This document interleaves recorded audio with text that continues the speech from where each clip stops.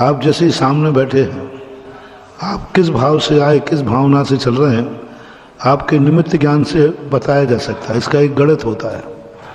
कई लोग कहते हैं कि देखो, आप वो पहले से स्लेट पर लिख के रख लेते हैं और फिर पूछते हैं कि आप कोई फल का नाम लीजिए, तो आपने फल का नाम लिया, वो पहले देखो हमने पहले लिख लिया था। तो इसका एक गणित होता है, उस गणित का एक सिस्टम होता है कि व्यक्ति आते ही बैठते हुए वो किस आसन से बैठा, क्या हरकत उसने की, और जिस समय वो प्रश्न पूछ रहा है उस समय अपने शरीर के सिस्टम, अपनी श्वास बाएं नथने से निकल रही है या दाएं से। आप कभी देखना, अपनी नाक से श्वास निकलती है ना, तो कभी बाएं से निकल रही है, कभी दाएं से निकलेगी, कभी दोनों से निकलेगी, और कभी पृथ्वी तत्व, अग्नि तत्व, जल तत्व, वायु तत्व, ये 5 तत्व होते हैं अपनी श्वास में। जब नासिका की श्वास 12 अंगुल तक निकलती है, 4 4 4 12, यहाँ हाथ लगा लीजिए और अपनी श्वास निकल के यहाँ टकरा रही है, तो ये पृथ्वी तत्व है। तो पृथ्वी तत्व के माध्यम से जिसने प्रश्न पूछा है, तो जो इसकी साधना कर लेते हैं वो जान लेते हैं कि इस प्रकार का प्रश्न पूछेगा। जल तत्व, आप कभी जब जल तत्व चलता है तो आप एक दर्पण लेना और अपने नासिका के पास लगाना, उसके अंदर पानी की बूंदें आ जाएंगी।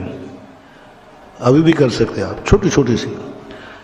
जैसे अग्नि तत्व चलेगा तो जैसे आप दर्पण करोगे उसमें से त्रिकोण आकृति बन जाएगी भाप की, तो वो समझना अग्नि तत्व है। वायु तत्व, वायु तत्व जब चलेगा तो जो अपनी भाप नासिका से निकलेगी, दर्पण पे दिखेगी, तो वो ऐसी छितरी हुई दिखेगी, बिखरी हुई बाष्प, तो वायु तत्व होता है। आकाश तत्व में एक सर्कल बन जाएगा, बीच में खाली रहेगा। तो इस नासिका के तत्वों से साधक जान लेता है कि यह क्या प्रश्न पूछने वाला है, इसके मस्तिष्क में क्या विचार चल रहा है, और उसी समय वो अपना निर्णय करता है कि मैं जो बोलूँगा वह सही निकलेगा या गलत। संसार के सारे ज्योतिष फैल हो सकते हैं, ये स्वयं का जो ज्योतिष है, ये करंट स्वयं का ज्योतिष है।